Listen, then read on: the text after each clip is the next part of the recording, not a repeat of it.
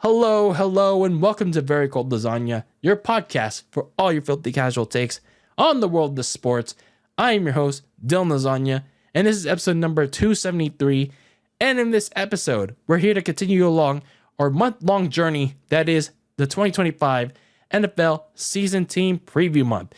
In our team previews, where we're looking at all 32 teams in the National Football League as they once again prepare for the 4-month-long grinding and action-packed filled journey during the fall and winter seasons, aka the final 4 months of 2025, where they're either going to be fighting for a playoff spot in January or an early trip to Cancun in January.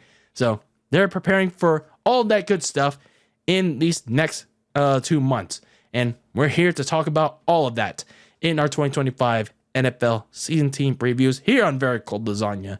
And we already got a jump start on that in part number 1 in the last episode. So make sure you check that out after listening to this episode. So in part 1, we talked about the NFC West division and the 4 teams over there. And now, in this part number 2, normally we would talk about another NFC team and focus on the rest of the NFC teams in the subsequent parts before heading over to the other side of the conference. But this year, we're going to shake things up a bit, pal. It's time to shake things up like it's a WWE draft lottery. So this year, in part number 2, we're going to be going to the other western side of the NFL and talk about the AFC West teams. So those AFC West teams being the Las Vegas Raiders, the Denver Broncos, the Los Angeles Chargers, and the defending AFC champions, the Kansas City Chiefs. So, yeah, I thought I'd do something different this time around and switch things up a bit. So, thought it'd be a little bit more interesting for all my filthy casual listeners, whether you're new or old. So, yeah, excited to talk about the remaining teams going forward, and of course, new teams in this episode. So, yeah. With that being said, if you missed the last episode and this is your first time listening to my team previews for the NFL, I'll break it down in a Cliff Notes version of it. So basically, you'll know what exactly we do with our team previews. So basically, how we do these team by team previews is that we cover each division like we're doing with the NFC West in going from worst to first, like 4th place to 1st place. And the main things we talk about in every single team preview, team by team preview, is like a summary of how the team did the prior season, aka 2024, some of the moves that they made, and some of the things that happened in the offseason that either made the team better or worse on paper. And what can we take away from it? And some of the key games that these teams have this upcoming season, and some questions or concerns that I have for each and every one of these teams. And each team preview is going to be subject to change, especially when we get further down the line as training camp gets closer and closer, even though it technically hasn't started yet for the teams that we've covered so far and the teams that we're going to be covering right now in this episode. And keep in mind, these team previews don't take into account what has happened for the most part in the offseason activities that have happened either in May or in mini camps in June. So just keep that in mind, because as a filthy casual sports fans, and a lot of filthy casual sports fans out there, they don't really pay attention to all these activities. I mean, maybe some of them do. I mean, maybe I'm too generalizing too much, and that's on me. But nonetheless, for the most part, I don't really pay attention to all that stuff.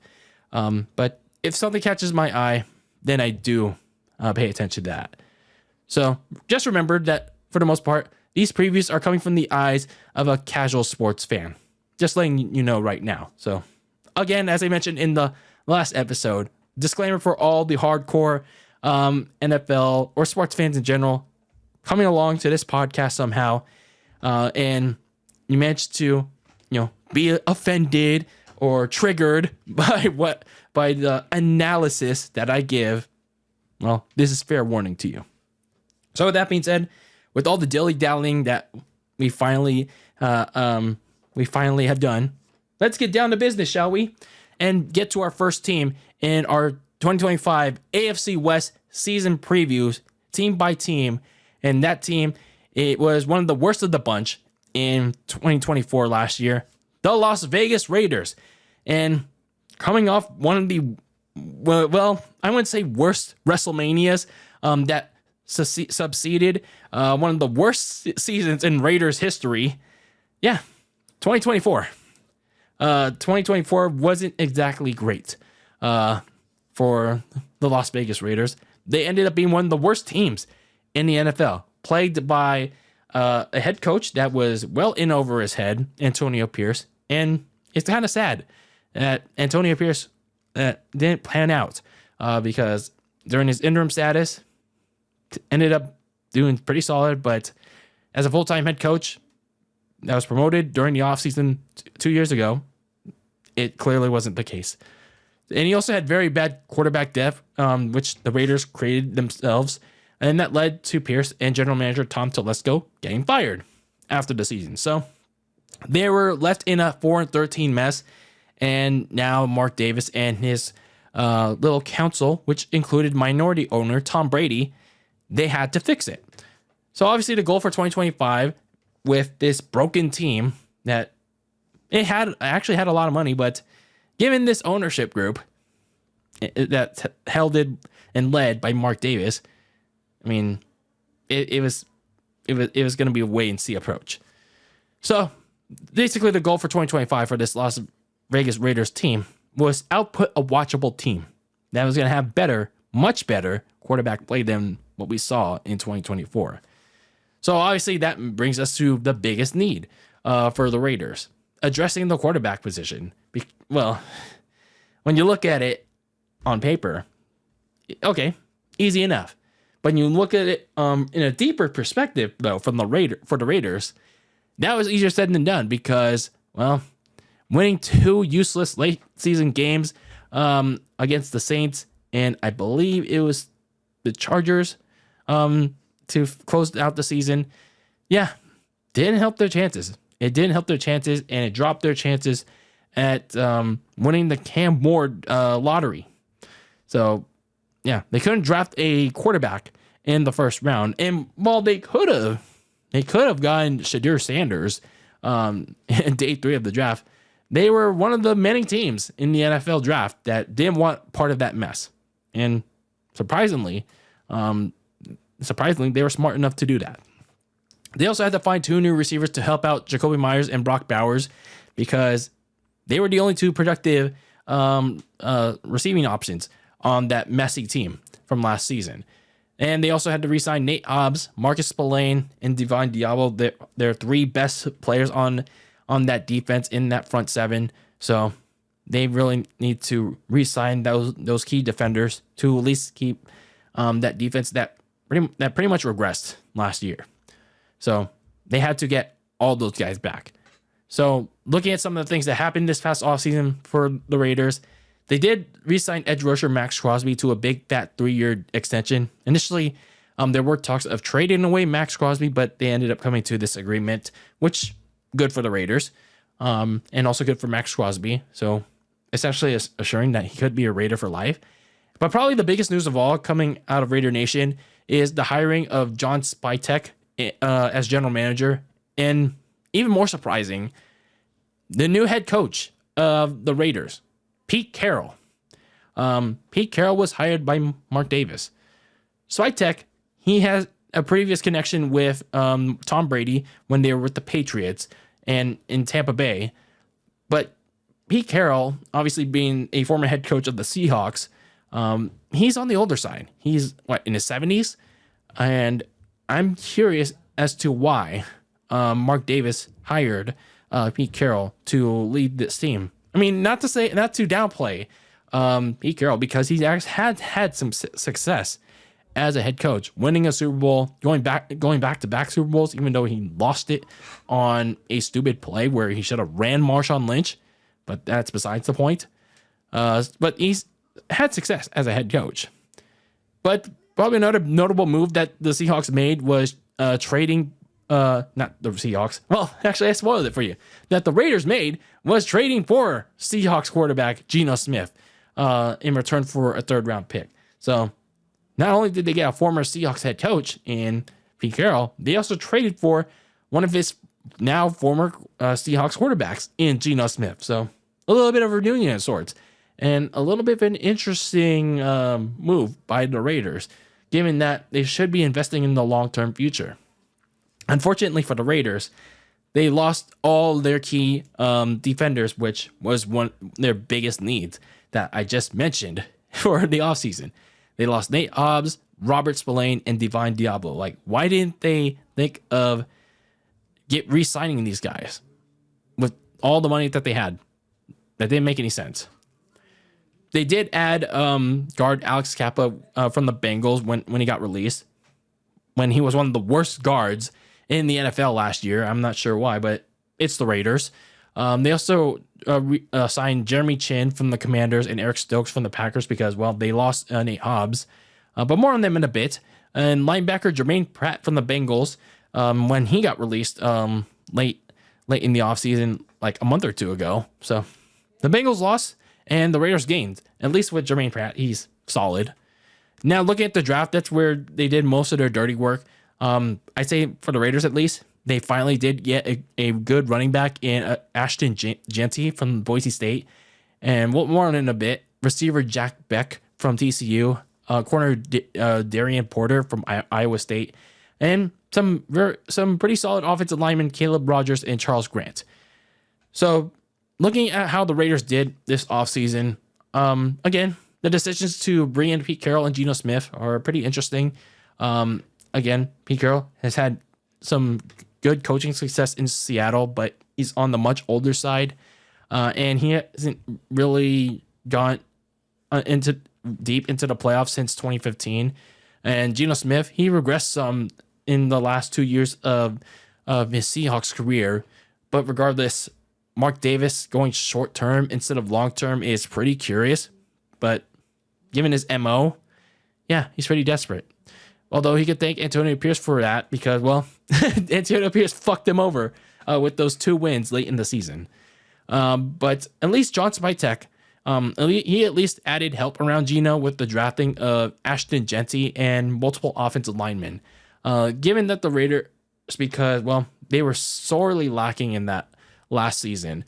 And, yeah, they drafted one of the best running backs in the draft and thus supplying Geno with a good running back that can help him, and some decent receiver as well, and some much needed protection because the Raiders had one of the worst offensive lines in the NFL last year, and now they have a decent one as long as they pan out. So looking at some of the key games this season, obviously you look towards the first three games as a team like the Raiders, as well, they're one of the worst teams last year.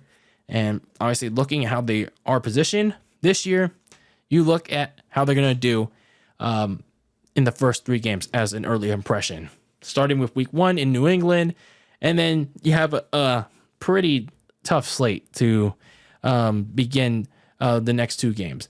Like starting off your home slate against the LA Chargers in week 2, and then you have to go all the way to the nation's capital to take on Jaden Daniels and the Commanders the following week.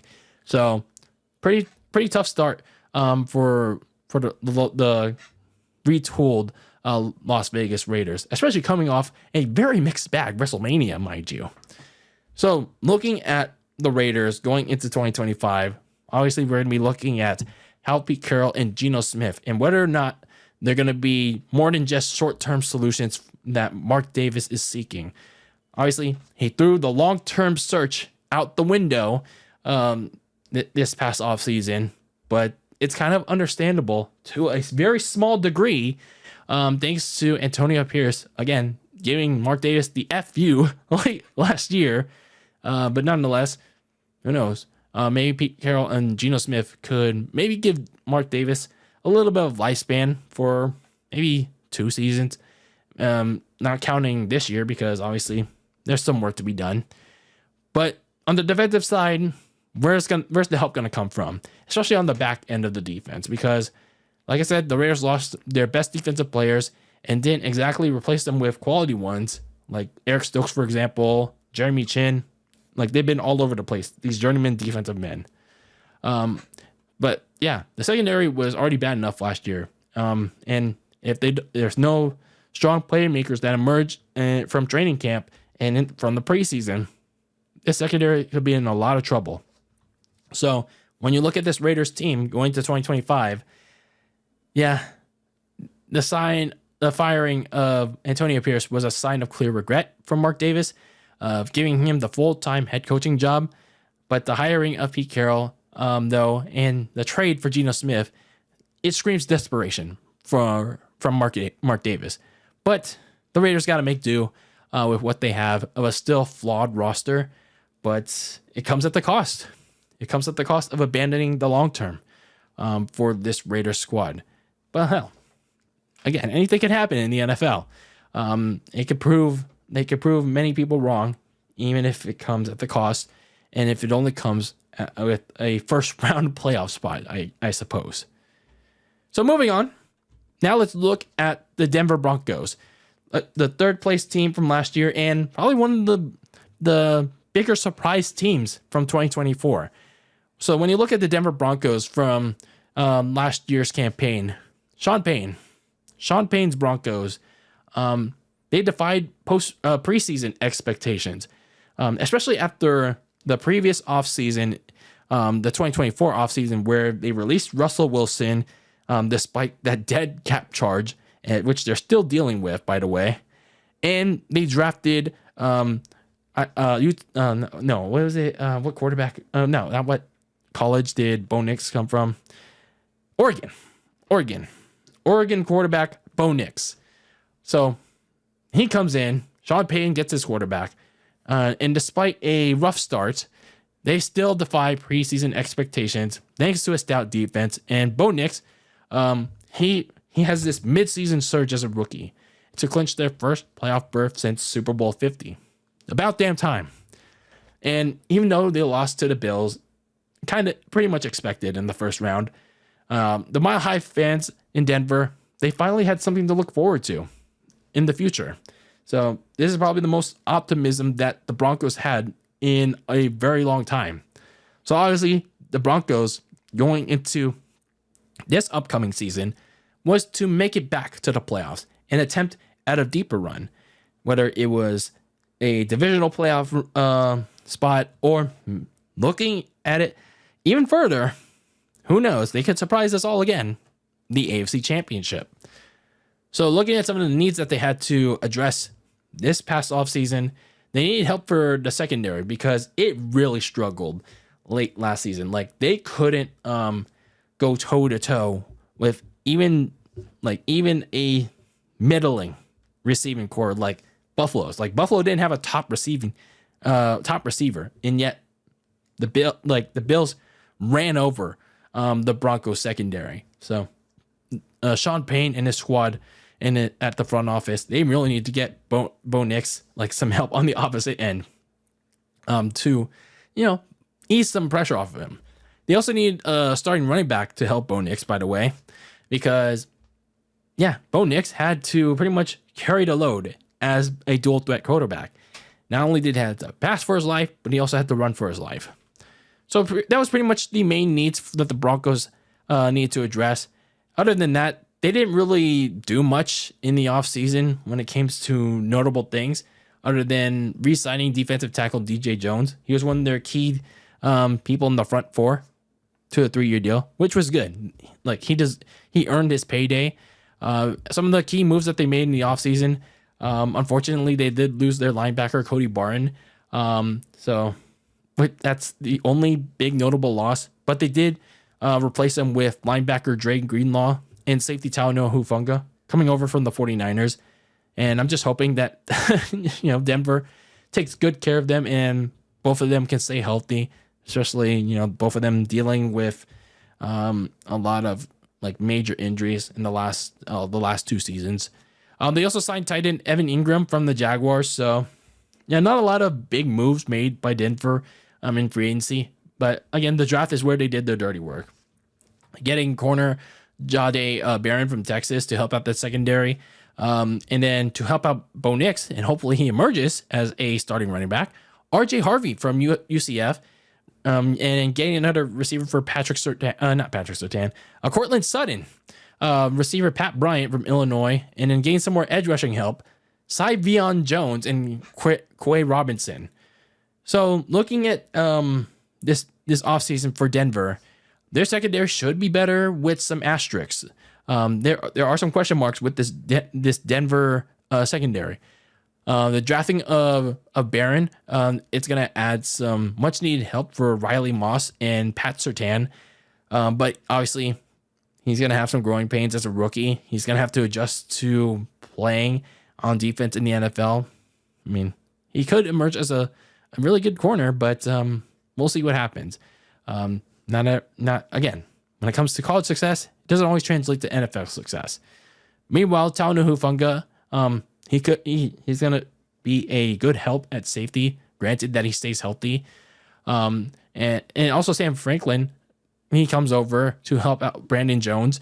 But how that deep end unit is going to depend on whether Hufanga can stay healthy and stay away from injuries. Meanwhile, RJ Harvey, we'll see how he pans out as a running back. Because Denver, they didn't really have any viable choices in round 2 of that draft. But Harvey, some people called it a reach pick that may not work out, but who knows? The Denver Broncos didn't really have any other choices. But who knows? Whoever emerges, whether it's Harvey or someone that the Denver Broncos signed as undrafted free agents. So looking at some of Denver's key games this coming season, you got week 3 in LA against the Powder and Blue Chargers. Week 4 coming back home to take on the Cincinnati Bengals, and then you have to go back on the road to take on the Philadelphia Eagles in Philadelphia the following week, and then probably a big divisional slate like towards the end of the season if you're in the playoff hunt. Hell, even if you're in the hunt for the division, week 17 to 18, you're on the road in Kansas City to take on the Chiefs, and then you come back home week 18 to host the LA Chargers in a rematch of week 3. If you're in the hunt for the division, let alone a playoff spot by then, and you win both of those games, or one or two, that's big. That is big for Denver. And if somehow, some way, like these teams are fighting for the division, and again, if Denver wins them both, that's even bigger for this Broncos team. But honestly, a lot of it's going to depend on the biggest question that I have to ask for this Broncos team, Bo Nix. Can he avoid the sophomore slump? And what exactly is the sophomore slump? For all my filthy casuals out there, it's what's the best way to describe it? It's the little superstition where rookie quarterbacks tend to struggle in their year 2. And Nix is the first of a few quarterbacks that are going to be talked about in regards to this, where, quarterbacks in their year 2 regress after a strong rookie year. Take CJ Stroud most recently, for example. How will he be able to perform now that teams have film on Bo Nix? And how will Sean Payne help him to adapt? How will Sean Payne, work around to make sure that teams are able to, not be able to attack Bo Nix? And how is Bo Nix able to, change up his skill set, change up some plays, so to better go up against other teams? And then going back to the defense, going back to these two guys, Dre Greenlaw and Talanoa Hufanga.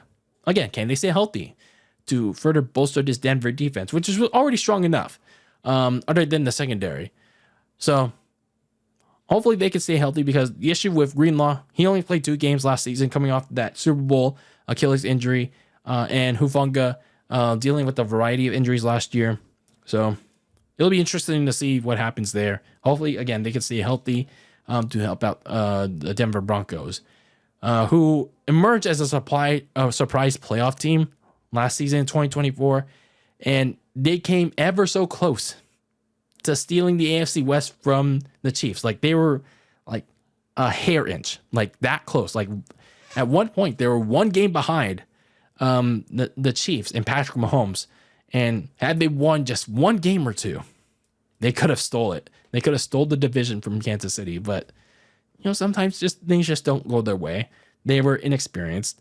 There's still some questions to be had on this Broncos team and whether or not they could do a sequel to last year or even better. But if Bo Nix continues to improve and the defense outperforms themselves again, then the Mile High will again have something to look forward to in 2025. So let's move on to the powder and blue side of LA to look at the LA Chargers. And when it comes to the Chargers, the NFL return of Jim Harbaugh, which happened last year.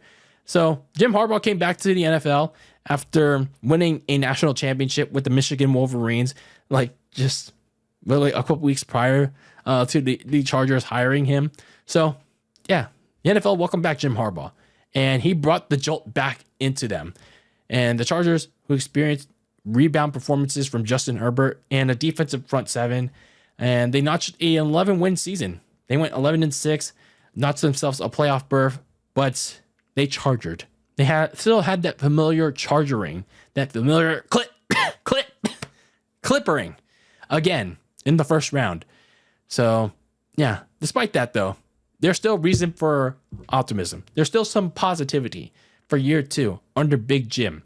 So there's at least something to look forward to on the powder and blue side of Los Angeles. So obviously your goal, if you're an LA Chargers fan, I mean, hopefully there's some out there.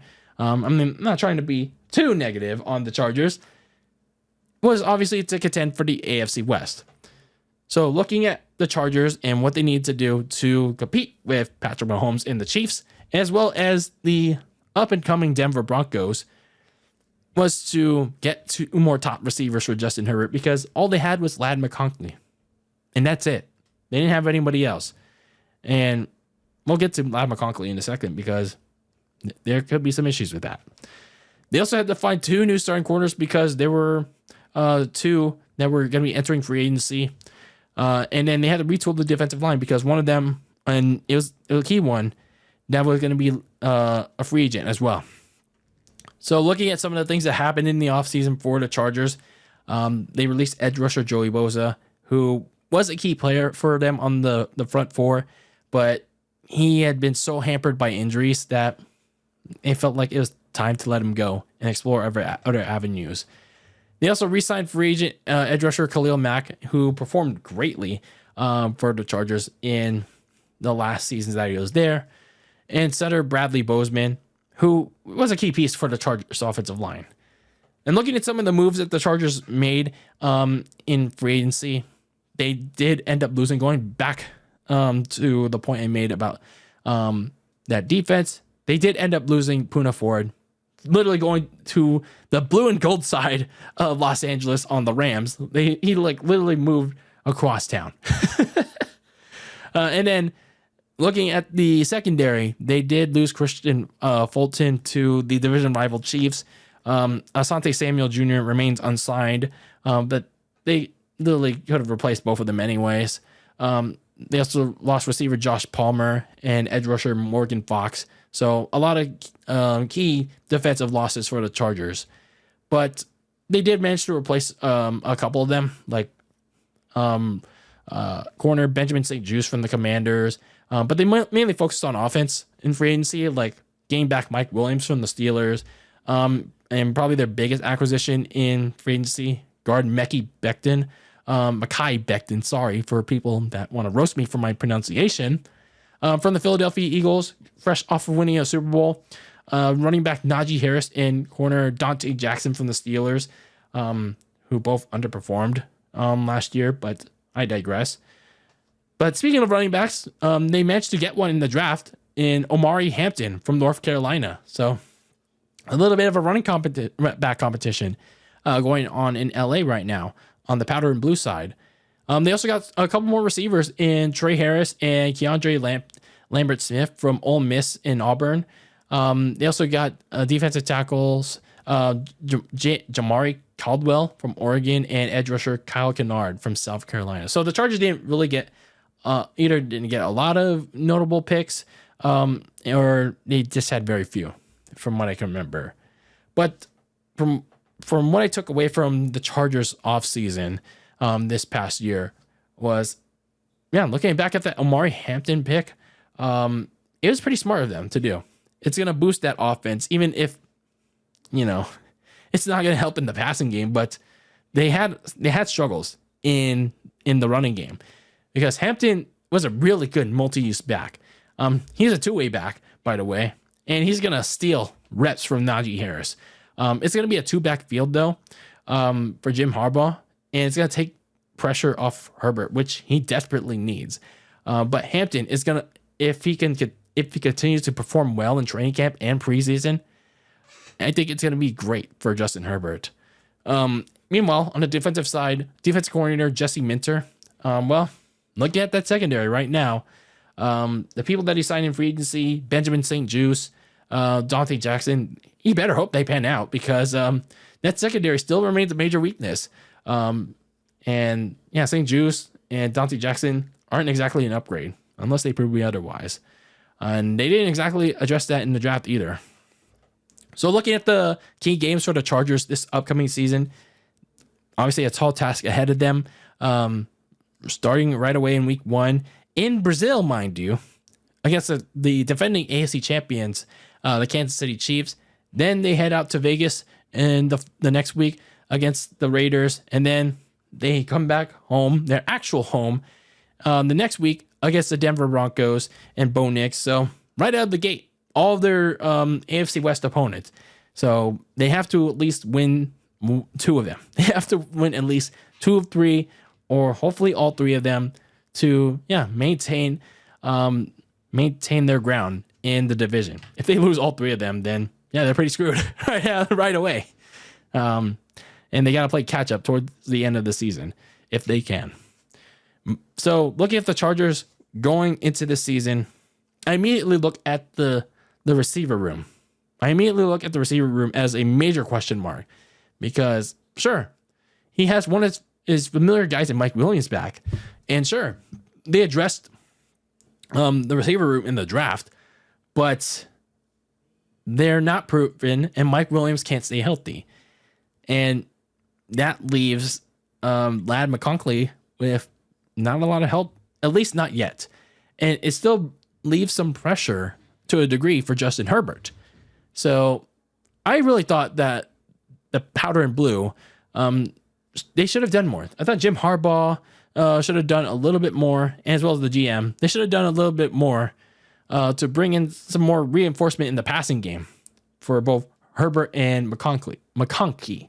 Sorry if I keep mispronouncing that. And on paper, they at least did, but they're still unproven. Now, in the defensive line, can Jamari Caldwell and Kyle Kennard, can they exceed expectations to help Khalil Mack? And I think these 2 guys, they're solid. And we'll see if they translate their success from college to the NFL, especially given that Joey Bosa is gone. Poona Ford is on the other side of LA with the Rams. And if they do well enough, these 2 do well enough, the defensive line could stand to be a really solid one, especially after losing those 2. So that could be a fearful threesome, if I'm getting that correctly. But anyway, looking at the Chargers and their outlook this upcoming season, they made a big 1-year leap in their first year under the return of Big Jim in the NFL, even if it ended in the usual chargering in the playoffs. And sure, they still have some flaws in their receiving core and their secondary, but they kind of offset it with additions somewhere else. And of course, they have a good quarterback in Justin Herbert. And while those additions have yet to prove themselves, and with all those flaws that I mentioned, I think they still have a nice shot at making the playoffs, whether as a wild card. And if the cards fall right for them, they still have a solid shot at the AFC West as well. So to wrap things up in a bow for the AFC West, obviously, we have to look at the final team and the team that has won this division for 9 years now. 9 years now, and has represented the AFC for how many years now? At least 4 or 5 times. 5 times now. Yeah, I'm talking about the reigning, defending AFC champions of the NFL, the Kansas City Chiefs.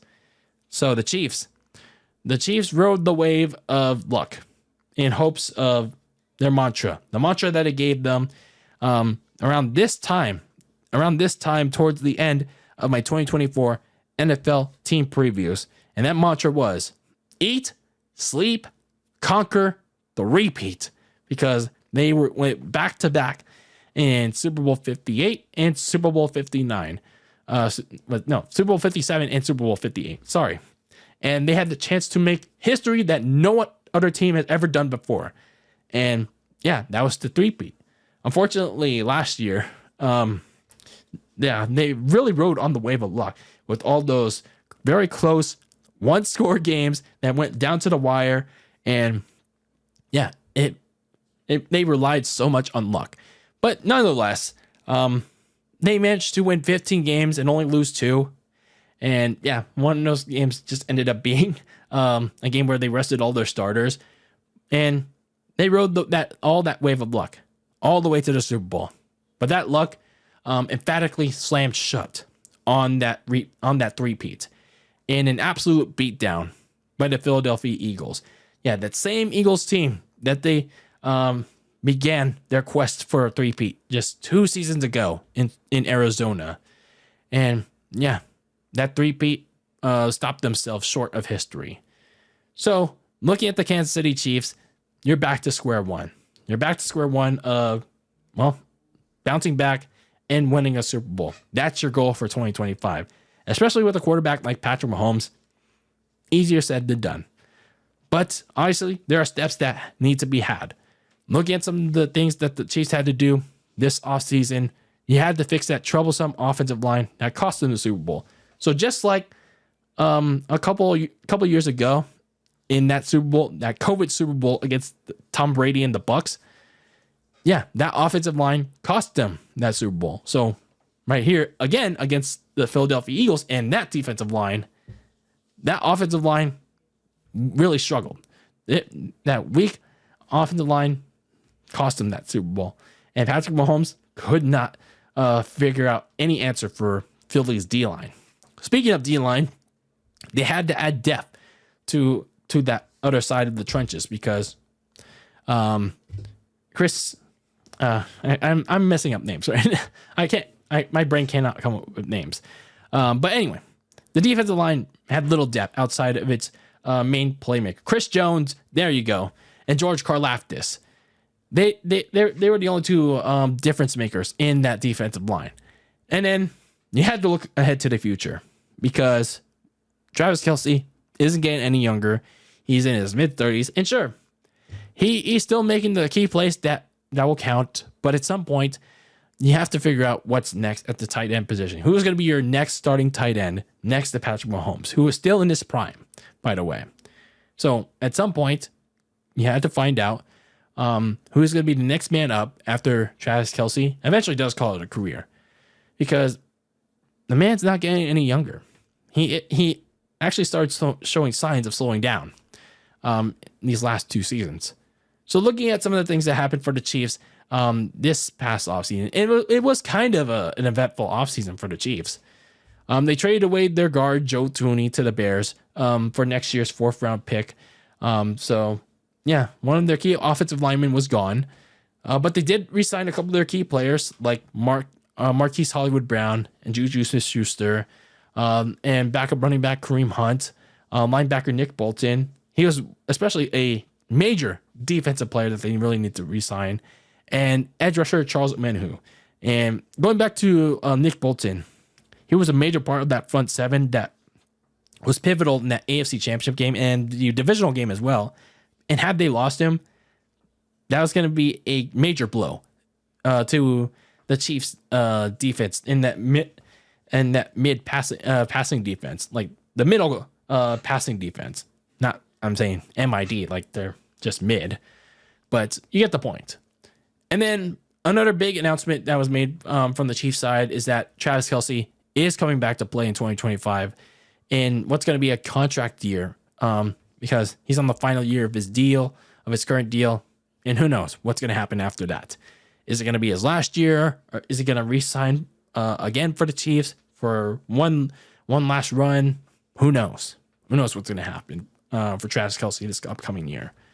So some of the other things that happened for the Chiefs this offseason, starting with free agency, they did lose a couple of their key players, but I wouldn't say they were too notable.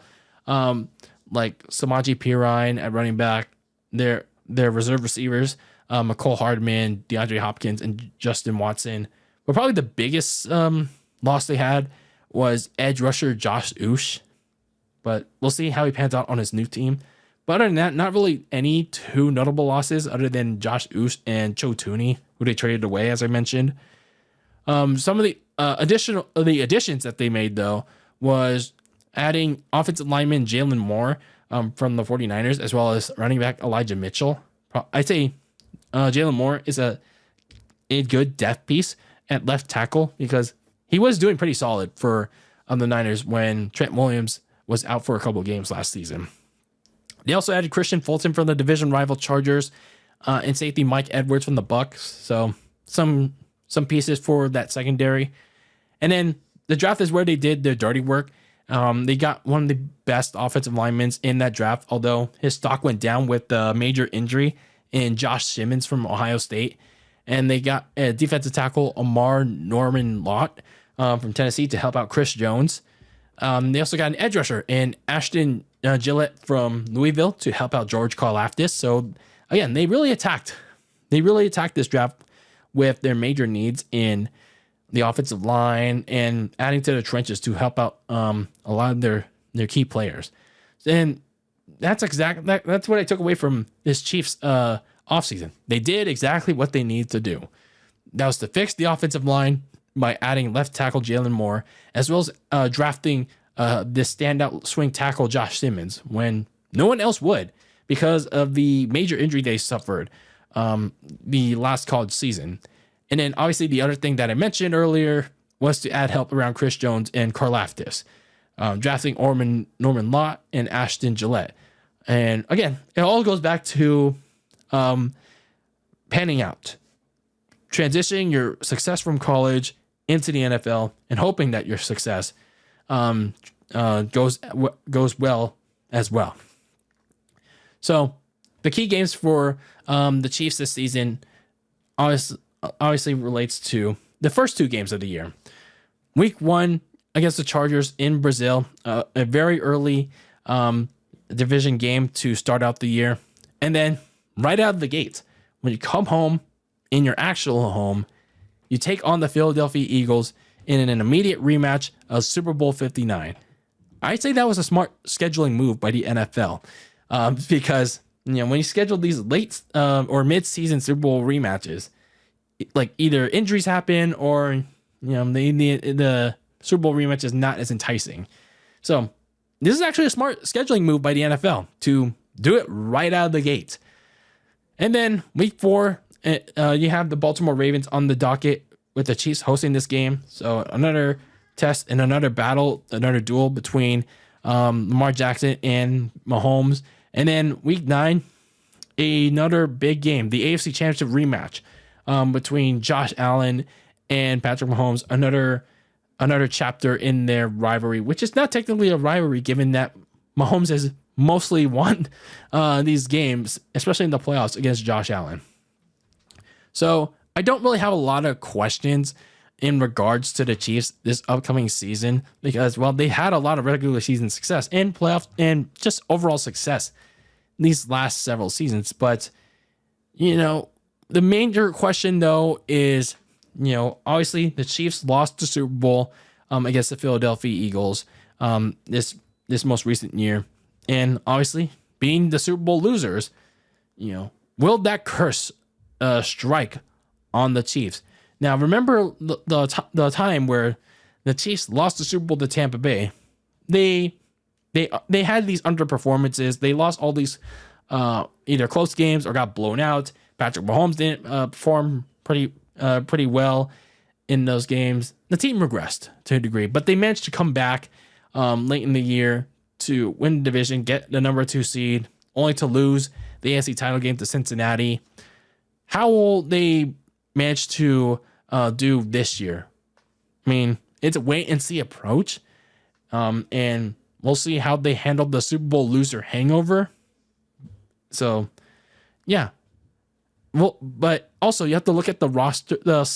I don't know if it's a slight roster turnover for the Chiefs, but you also have to also consider they were strapped on cash too. So, is the Chiefs, kind of a little bending, the Chiefs roster bending a little bit. And then going back to Travis Kelce, how's he going to fare this season? He's still one of the best, if not the best, tight end in the NFL. But again, he's starting to really slow down outside of clutch time, having those clutch touchdowns with Mahomes. But he also practically no-showed in the Super Bowl. And again, he still does pretty good in the clutch, but he also turns 36 in October. And he's contemplated multiple times about retirement. So how he does this season is going to dictate his decision towards that. But when it comes to the Chiefs, obviously you cannot count out Travis Kelce, Patrick Mahomes, Andy Reid, and especially that defense too. But you also have to look at, they're coming off a Super Bowl loss again. Their second one, it's just their second one under the Mahomes and Reid regime. But, obviously under these even with these regimes, like anything can happen in the NFL, and there's going to be Super Bowl hangover, like Super Bowl loss hangover. And no matter who you are, no matter what team you are, and I'm not saying that I want this for the Chiefs, but it can happen on any given day to any given team. And who knows if the Super Bowl hangover losers curse could catch up to the Kansas City Chiefs. So that is a wrap on our part 2 of our 2025 NFL team previews. And let me know your guys' thoughts on these 4 teams that we just talked about. The Las Vegas Raiders, the Denver Broncos, the LA Chargers, and the reigning and defending AFC champions, the Kansas City Chiefs. And whether you're a fan of them or not, let me know how they'll do this upcoming season. And yeah, let's have a conversation about it. Whether it's in the comments on YouTube, if you're listening there, or on my socials at Very Cold Lasagna. Make sure to follow them and subscribe there as well. And don't forget to subscribe to the YouTube channel as well. So listen to the podcast wherever you get your podcast, whether it's here on YouTube or Spotify or Apple, all that good stuff. And happy 4th of July, by the way. So anyway, that's going to put a bow and a wrap on this episode of Very Cold Lasagna, episode number 273 of this icy yet spicy podcast on all your filthy casual takes on the world of sports. And until I see you, when I see you in the next one, keep that lasagna very cold in the fridge with your filthy casual sports takes. And happy 4th of July. Enjoy the fireworks. Enjoy the barbecue. All that good stuff on your 4th. And yeah, until I see you, when I see you in the next one, peace out.